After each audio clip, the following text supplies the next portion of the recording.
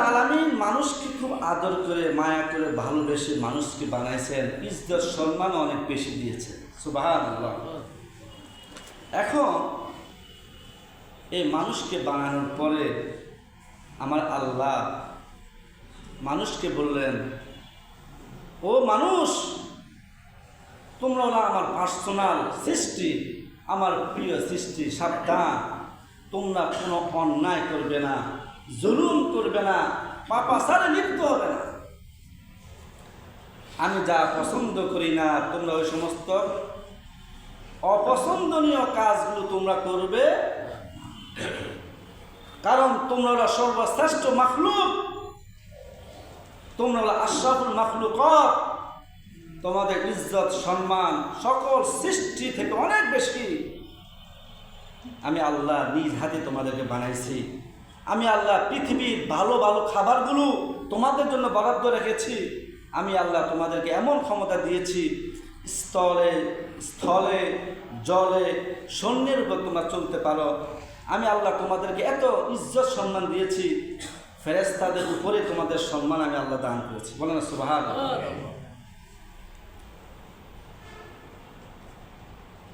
অতএব তোমরা কি করবে না? জুলুম করবে না, অন্যায় করবে না, পাপাচার করবে না।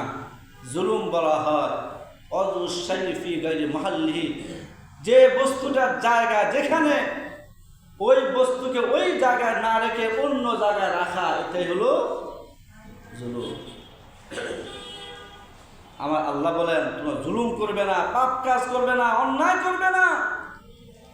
কারণ জুলুম এবং পাপ এমন একটা গুনাহ যেটাকে আমি আল্লাহ নিজেই নিজের উপর হারাম করেছি। বলেন না সুবহানাল্লাহ।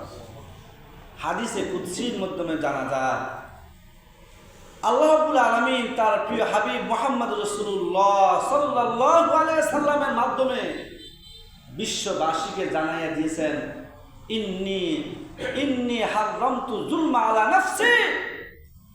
হে হাবিব, আপনি আপনার উম্মতদেরকে জানাই দেন, আমি আল্লাহ হারামতু যুলমা আলা নাফসি, জুলুম করা, অন্যায় করা, অপরাধ করা আমি আল্লাহ নিজের উপরে কি করেছি? হারাম করেছি। ফাজআলতু বাইনাকুম মুহাররামা, এই জুলুম, এই অন্যায় তোমাদের জন্য আমি আল্লাহ হারাম করেছি। ফালা তাযালামু, সাবধান সাবধান, তোমরা কেউ কারো প্রতি জুলুম করবে, তোমরা কেউ কারো প্রতি জুলুম করবে না। সম্মানিত হাজরিন, আমরা অনেক ইবাদত করি, অনেক গুনাহ করি, পাপাচার করি। জুলুম করা, অন্যায় করা, অপরাধ করা এমন একটা গুনাহ যেটাকে আমার আল্লাহ নিজের জন্য হারাম করেছেন।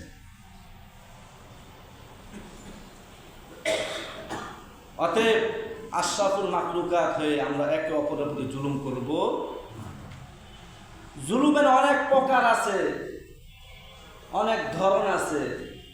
মিথ্যা কথা বলা জুলুম, গীবত করা জুলুম, একজনের টাকা পয়সা মেরে দেওয়া, আত্মসাৎ করা জুলুম,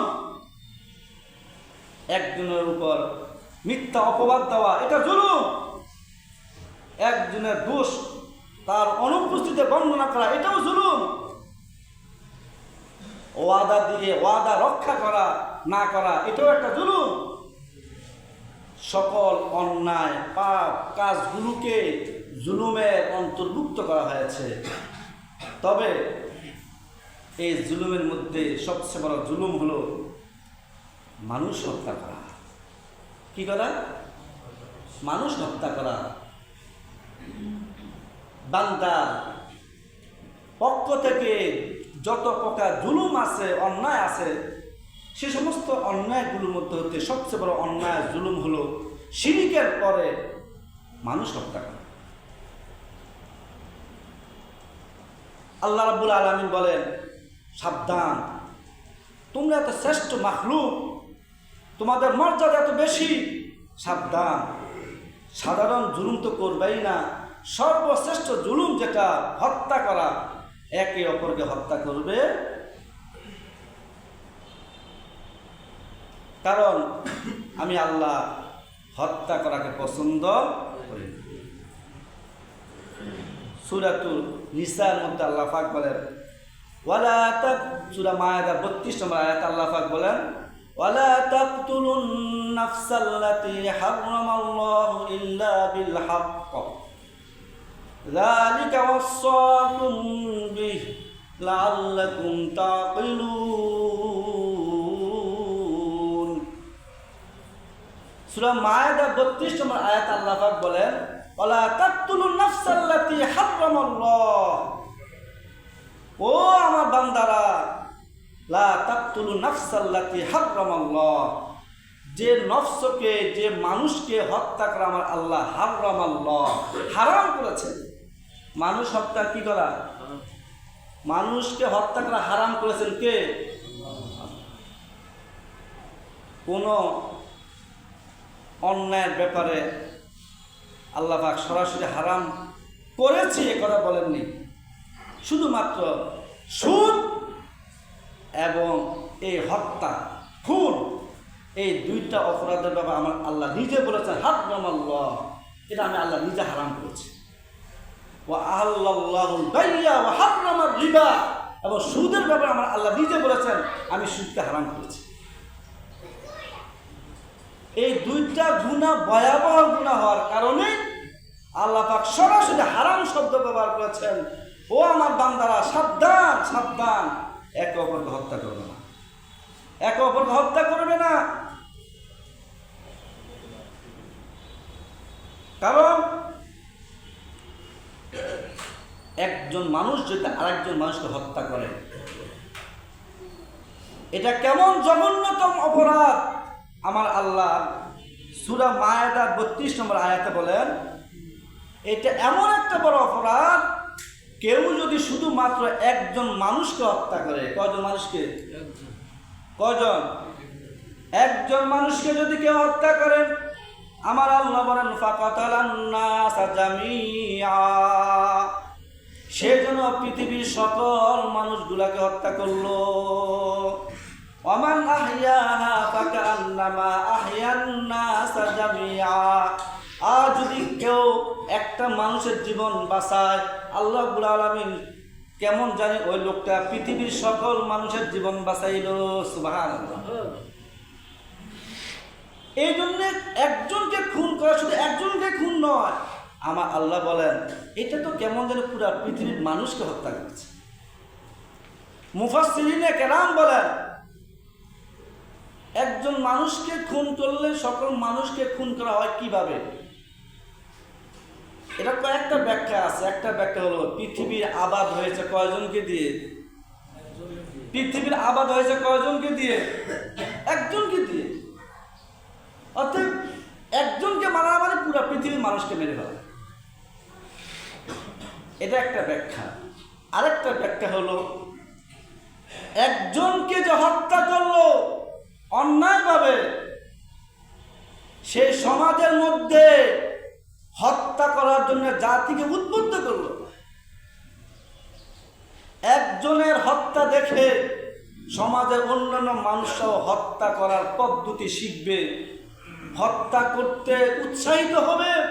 আমার আল্লাহ বলেন সে একজনকে মেরে কেমন যেন পুরা জাতিকে হত্যা করার প্রতি উদ্বুদ্ধ করবে। অতএব একজনকে হত্যা করা মানে একজনকে নয়, সে পুরা জাতিকে, পুরা দেশবাসীকে হত্যার প্রতি আহ্বান করলো। আমি যেভাবে হত্যা করেছি তোমরাও এভাবে হত্যা করো। বলেন নাউজুবিল্লাহ। এই জন্য কুরআনুল কারীমের মাধ্যমে জানা যায় আল্লাহ পাক বলেন যে ব্যক্তি হত্যা করবে এটা পুরা জাতিকে হত্যা করার নামান্তর। এই জন্য সর্বপ্রথম যে খুনি, পৃথিবীর বুকে সর্বপ্রথম যে খুনি সে হলো কাবিল। সে হলো কি? কাবিল। কাবিল তার ভাই হাবিলকে হত্যা করেছে। আমার আল্লাহ বলেন যেহেতু একজনকে হত্যা করা পুরা জাতিকে হত্যা করা, অতএব কিয়ামত পর্যন্ত যত খুনি পৃথিবীতে আসবে, যত খুন সংগঠিত হবে, প্রত্যেকটা খুনের একটা গুনার অংশ কাবিলের আমলনামার মধ্যে চলে যাবে। বলেন নাউজুবিল্লাহ। এই জন্য এই গর্হিত কাজ, এ বড় অপরাধ সর্বশ্রেষ্ঠ মাখলুক হয়ে আমরা করতে শুধু তাই নয়, আমার আল্লাহ বলেন শুধু একজনকে হত্যা করা, একজনকে নয়, বরং পুরা জাতিকে হত্যা করা। রাসূলুল্লাহ সাল্লাল্লাহু আলাইহি ওয়াসাল্লাম বলেন, ওয়ালাউ আন্না আহলাস সামাই ওয়া আহলাল আরদ ইশতারাকু ফি দামিন মুমিনিন লা আকাব্বাহুমুল্লাহু ফিন্নার। রাসূলুল্লাহ সাল্লাল্লাহু আলাইহি ওয়াসাল্লাম বলেন, হত্যা করা, মানুষকে খুন করা এত গর্হিত কাজ, এত বড় অপরাধ, আল্লাহর কাছে এত বড় গুনার কাজ, নাফরমানের কাজ। রাসূলুল্লাহ সাল্লাল্লাহু আলাইহি ওয়াসাল্লাম বলেন, লাউ আন্না আহলাস সামাই ওয়া আহলাল আরদি ইশতারাকু ফি দামিন মুমিনিন, যদি আসমানবাসীরা, জমিনবাসীরা ইশতারাকু ফি দামিন মুমিনিন, একজন ঈমানদারের হত্যার দায়ে দোষী হয়। হত্যার দায়ে কয়জন মুমিনের হত্যা দায়ে? একজন। আসমানের বাসিন্দারা, জমিনের বাসিন্দারা যদি ইশতারাকু ফি দামিন মুমিন, একজন ঈমানদারের খুনে দোষী হয়, একজন ঈমানদারের হত্যায় দোষী সাব্যস্ত হয়, রাসূলুল্লাহ সাল্লাল্লাহু আলাইহি ওয়াসাল্লাম বলেন, লা আকাব্বাহুমুল্লাহু ফিন্নার। ওই আসমানবাসী, জমিনবাসী, কোটি কোটি বাসিন্দাদেরকে আমার আল্লাহ একজনের হত্যার প্রতিশোধ নিতে সবাইকে জাহান্নামে নিক্ষেপ করতে কোনো আপত্তি করবে? বলো না নাউযুবিল্লাহ। তাহলে একটা খুনের বদলার জন্য, একটা খুনের শাস্তি হিসাবে আমার আল্লাহ পৃথিবীবাসী সবাইকে জাহান্নামে নিক্ষেপ করতে পরোয়া করবেন না। কারণ আমার আল্লাহ বলেন, লা তাকতুলু নাফসাল্লাতী হারামাল্লাহ, হত্যা করা আমি আল্লাহ নিজে হারাম করেছি। তুমি কাকে হত্যা করবে? কাকে তুমি হত্যা করতেছো? তুমি কি তাকে সৃষ্টি করেছো? আরে যে মানুষটাকে, যে প্রাণীটাকে আমি আল্লাহ নিজের হাতে বানাইছি, এটাকে শুধু কুন ফায়াকুন বলে সৃষ্টি করেনি, যাকে আমি নিজ কুদরতি হাতে বানাইছি, ওই মানুষটাকে তুমি হত্যা করলে অন্যায় পাবে। এটা আমি আল্লাহ বরদাস্ত করতে পারি না।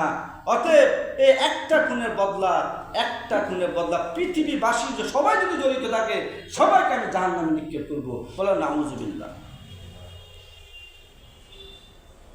এই জন্য হত্যা করা মহাপাপ। শুধু সবাই দোষী হয় এমন নয়। আমার আল্লাহ বলেন, হত্যা করা এমন একটা গুনাহ, এমন একটা অপরাধ, যে হত্যা করে খুনি, আল্লাহ পাক বলেন তার অন্তরের মধ্যে কখনো শান্তি আসে না। খুনির হৃদয়ে, খুনির মনে কখনো প্রশান্তি বিরাজ করে না। আন ইবনে উমর রাদিয়াল্লাহু তাআলা আনহু قال رسول الله صلى الله عليه وسلم لن يزال المؤمن في فسحة من دينه ما لم يصب دما حراما رواه البخاري। বুখারী শরীফের মধ্যে রাসূলুল্লাহ সাল্লাল্লাহু আলাইহি ওয়াসাল্লাম একটা হাদিস বর্ণনা করেছেন। তিনি বলেন, লা ইয়াজালাল মুমিনু ফি ফুসহাতিন মিন দীনিহি, ঈমানদার তার দ্বীনের আমল, কর্মকাণ্ডের মাধ্যমে প্রশান্তি লাভ করে। সুবহানাল্লাহ। লা ইয়াজালাল মুমিনু ফি ফুসহাতিন মিন দীনিহি, ঈমানদার তার দ্বীনি ধর্মীয় কর্মকাণ্ডের মাধ্যমে কি পায়? শান্তি পায়। কি পায়? শান্তি পায়, সুখ পায়। ঈমানদার, যারা ঈমানদার তারা সুখ পায়, শান্তি পায়। তাদের মধ্যে ইবাদতের কারণে, দ্বীনের আমলের, দ্বীনের উপর চলার কারণে আল্লাহ পাক তাদেরকে প্রশান্তির জিন্দেগি দান করে। কিন্তু মা লাম ইউসিব দামান হারামান, যদি ওই ঈমানদার, ওই মুমিন ব্যক্তি মা লাম ইউসিব দামান হারামান, যতক্ষণ পর্যন্ত সে অন্যায়ভাবে কাউকে হত্যা না করবে। হত্যাকারী, খুনি যতই ইবাদত করুক, যতই বন্দেগী করুক, আমার রাসূল বলেন তার অন্তরে কখনো প্রশান্তি আসবে না, শান্তি আসবে না। তার ভিতরে সব সময় এই ভয় কাজ করবে, কেন আমি নিষ্পাপ লোকটাকে মারলাম? কোন স্বার্থে মারলাম? দুনিয়ার স্বার্থে? দুনিয়ার স্বার্থে কাউকে মারা যায়? কেন মারলাম? কি অন্যায় সে আমার সাথে করেছে? কোন দোষে আমি তাকে হত্যা করলাম? কি কারণে মারলাম? এই যন্ত্রণা, এই টেনশন, এই চিন্তা যতদিন বেঁচে থাকবে ততদিন পর্যন্ত তাকে অশান্তি সৃষ্টি করবে। আমরা সকলে জানি দাহিয়া কালবি রাদিয়াল্লাহু তাআলা আনহু সাহাবী হওয়ার পরেও, ভালো সাহাবী হওয়ার পরেও, জিহাদের ময়দানে যুদ্ধ করে জান্নাতের টিকিট পাওয়ার পরেও দাহিয়া কালবি রাসূলের কাছে কেঁদে বলতেন, ইয়া রাসূলুল্লাহ, ইয়া হাবিবাল্লাহ, জাহিলি যুগে আমি আমার কন্যা সন্তানকে নিজ হাতে হত্যা করেছি। আমার ওই কন্যার সন্তানের কথা মনে পড়লে বুকটা ফেটে যায়, চোখ দিয়ে পানি পড়ে। আল্লাহ, ইয়া রাসূলুল্লাহ, আল্লাহকে আমার সেই গুনাহ সব অপরাধ মাফ করবে। এই আফসোসটা কে করেছে? জান্নাতের টিকিট প্রাপ্ত দাহিয়া কালবি সাহাবী এই আফসোস মৃত্যুর আগ পর্যন্ত করেছে। আমি আমার কন্যাকে হত্যা করলাম নির্দোষে, বিনা অপরাধে, আল্লাহকে আমাকে ক্ষমা করবে? সম্মানিত হাজিরিন, রাসূলের হাদিসের দ্বারা এটাই বাস্য ইমানদার যে খুনি যত বড় মুত্তাকি হোক, ফরেজগার হোক, তার ভিতরে সে হত্যার কথা মৃত্যুর আগ পর্যন্ত মনে থাকবে। আর এই হত্যার কথা তাকে যন্ত্রণা দিবে, কষ্ট দিবে। আল্লাহ যদি আমাকে মাফ না করে, পৃথিবীর কেউ আমাকে মাফ করতে পারবে? সম্মানিত হাজিরিন, শুধু হত্যাকারী অশান্তি ভোগ করবে এমনটি নয়। রাসূলুল্লাহ সাল্লাল্লাহু আলাইহি ওয়াসাল্লাম বলেন, কাল কিয়ামতের ময়দানে সর্বপ্রথম খুনির বিচার হবে। কার বিচার হবে? খুনির। আপনার হুজুর নতুন শুনলাম, হ্যাঁ আমরা জানি নামাজের বিচার হবে। এখন আপনি বললেন কিসের বিচার হবে? কিয়ামতের ময়দানে সর্বপ্রথম খুনির বিচার হবে। রাসূলুল্লাহ সাল্লাল্লাহু আলাইহি ওয়াসাল্লাম বুখারী শরীফে বলেন, আউয়ালু মা ইউকদা বাইনান নাস বিদ্দিমা, রাওয়াল বুখারী। কাল কিয়ামতের ময়দানে আউয়ালু মা ইউকদা বাইনান নাস, মানুষের মাঝে যে জিনিসের বিচারটা করা হবে সেটা হলো বিদ্দিমা, রক্তের বিচার করা হবে, খুনের বিচার করা হবে। রাসূলুল্লাহ সাল্লাল্লাহু আলাইহি ওয়াসাল্লামের হাদিস, বুখারীর রাওয়ায়াত, সহিহ রাওয়ায়াত। আমরা যে জানি নামাজের বিচার হবে। অন্যায় অপরাধ দুই প্রকার। কয় প্রকার? কিছু অন্যায় হলো আল্লাহ কেন্দ্রিক, কিছু অন্যায় হলো কি আল্লাহ কেন্দ্রিক। নামাজ পড়া, যাকাত দেওয়া, হজ করা, এগুলো আল্লাহর সাথে সম্পর্ক। কার সাথে? ওই আল্লাহর হুকুম আহকামের যখন বিচার শুরু হবে তখন সর্বপ্রথম নামাজের বিচার হবে। সর্বপ্রথম তখন কিসের বিচার হবে? আর যখন আল্লাহ পাক নিজের বিচার শেষ করে এখন বলবো আমার বান্দাদের পারস্পরিক হক, পারস্পরিক অধিকার আমি এখন বিচার করব, তখন বান্দার হকের যখন বিচারে যাবে সর্বপ্রথম আমার রাসূল বলেন খুনের বিচার হবে। হে দুনিয়াবাসী, আসো, কারা কারা খুন করেছে দুনিয়াতে, তোমাদের বিচারটা আমি আল্লাহ প্রথম করব। বলেন না নাউযুবিল্লাহ।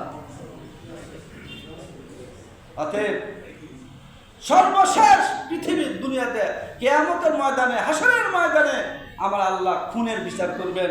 খুনের বিচার করবেন কারণ কি? কারণ খুন করাটা হলো মহাপাপ। খুন করা হলো মহাপাপ। খুনিকে আল্লাহ বরদাস্ত করেন না। হাদিসের মাধ্যমে, আয়াতের মাধ্যমে যে আয়াতটা আমি তেলাওয়াত করেছি, আল্লাহ রাব্বুল আলামিন সূরা নিসার 93 নম্বর আয়াতে বলেন, ওমাই ইয়াকতুল মুমিনাম মুতাআম্মিদান ফাজাযাউহু জাহান্নাম খালিদান ফিহা, যে বান্দা ইচ্ছাকৃতভাবে একজন ঈমানদারকে হত্যা করবে, ফাজাযাউহু জাহান্নাম, তার শাস্তি হলো জাহান্নাম, খালিদান ফিহা, চিরস্থায়ীভাবে জাহান্নামে থাকবে। আব্দুল্লাহ ইবনে আব্বাস রাদিয়াল্লাহু তাআলা আনহু এই আয়াতের তাফসীর বলেন, যারা খুনি তারা জীবনও জান্নাতে যেতে, আল্লাহ নিজে বলেছেন খালিদান ফিহা, চিরস্থায়ীভাবে সে জাহান্নামে থাকবে। অতএব শিরক করলে যেভাবে জান্নাতে যেতে পারে না, মুশরিক যেমনিভাবে চিরস্থায়ী জাহান্নামী।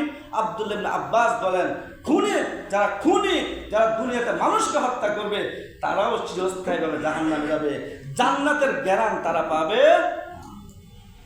সম্মানিত হাজিরিন, আজ আমরা আমাদের চারপাশে শুধু খুন, শুধু আমাদের দেশে নয়, যে দেশের দিকে তাকায় দেখি শুধু খুনাখুনি, খারাপ, শুধু খুন খারাপি, মানুষের রক্তের মূল্য একেবারে নাই বললে চলে। আমার রাসূল বলেন, যখন খুন বেড়ে যাবে তখন মনে করবা কিয়ামত নিকটে।